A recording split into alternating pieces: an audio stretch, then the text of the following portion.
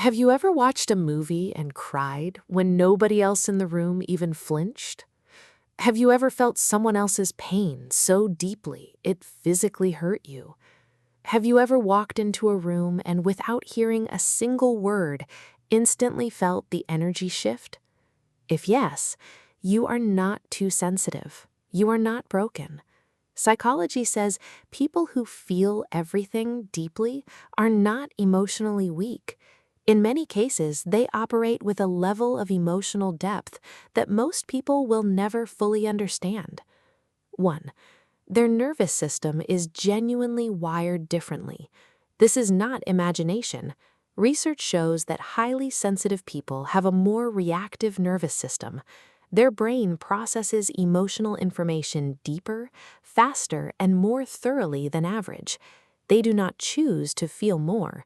Their brain is simply built to absorb more. Every detail, every tone shift, every unspoken tension in a room. Psychology calls this high sensory processing sensitivity. This is not a disorder, it is a deeply human trait, just rarely understood. 2. They absorb other people's emotions without realizing it. People who feel deeply often carry emotions that don't even belong to them. A friend's stress becomes their stress. A stranger's sadness becomes their sadness. A room's tension becomes their tension. Psychology calls this emotional contagion, the unconscious absorption of other people's emotional states. For deeply feeling people, this happens automatically.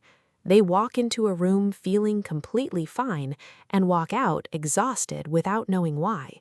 This is not weakness. It is an emotional radar most people simply do not have. 3. They feel both pain and joy more intensely than others. This works in both directions. Yes, deeply feeling people experience heartbreak more painfully, rejection hits harder, loss stays longer, but they also experience happiness more vividly. A beautiful sunset genuinely moves them. A meaningful conversation stays with them for days. A small moment of kindness can make their entire week. Psychology shows that emotional depth is not selective.